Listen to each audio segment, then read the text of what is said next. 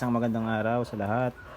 Ito meron akong i-share sa inyo na isang trouble ng Skyworth, no. Skyworth 32 inches na smart TV. So ang problema nito, no power. Ito yung mga latest model na Skyworth STD 4000. Walang mahanap sa market ng replacement board.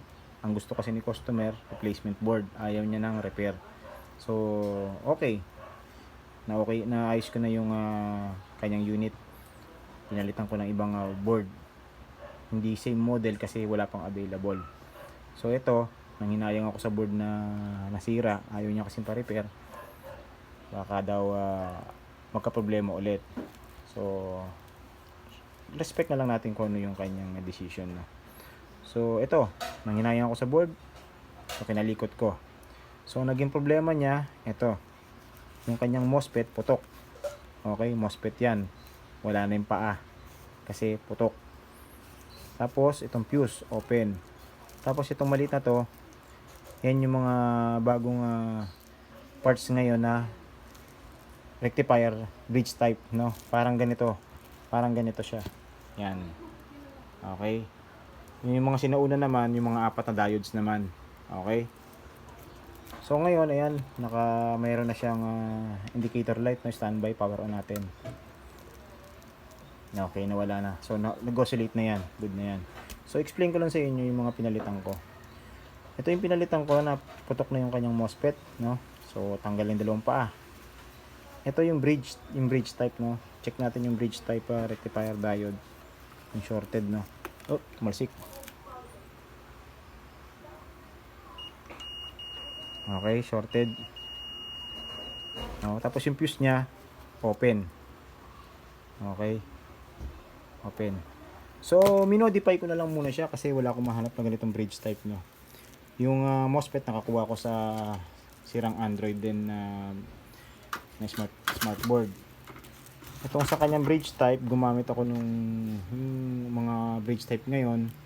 Sinundan ko lang din yung circuit, kung saan yung AC, saan yung DC.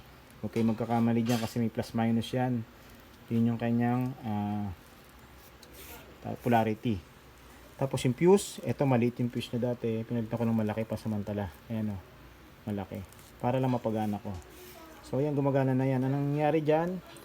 Nagkaroon ng shorted sa MOSFET, nag-feedback sa rectifier, sa bridge type. So nag-short, pinutok niya yung kanyang fuse. Okay? Okay, ito. I-board test natin yung ating board ng Skyworth sa unit ng Prestige. Ito, panestigan ko lang tong Prestige ito kasi may issue yung panel nito. So ayan, nakikita nyo. Yan ito yung bridge type rectifier niya, nandiyan dyan. So yung connection, binago ko lang sa backlight. Okay. So same lang naman siya ng LVDS. Okay. So plugging ko. Okay, naka-plug in na. So may standby.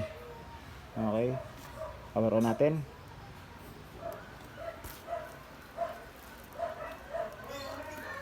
Ayun, power on na. Ayun o, Skyworth to.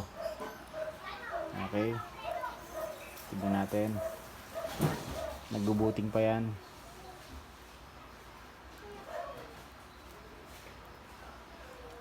Ayun. Ayan guys. So itong unit ko na to, ayan, nakabaliktad pa nga, naka-mirror pa. So kita nyo naman, okay na yung board. So ayaw lang talaga ni customer na i-repair kasi nga baka masira daw ulit o hindi magtagal. So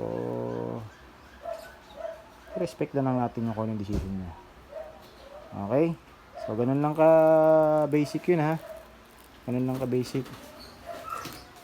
Okay, yung MOSFET pumutok. Nagkaroon ng shorted yung diodes, yung rectifier, ito, yung bridge. Nag-feedback, sinibak yung fuse. Okay? Ganun lang. So tatlo lang yung pinalitan natin dyan. MOSFET, bridge type, saka yung fuse. Okay?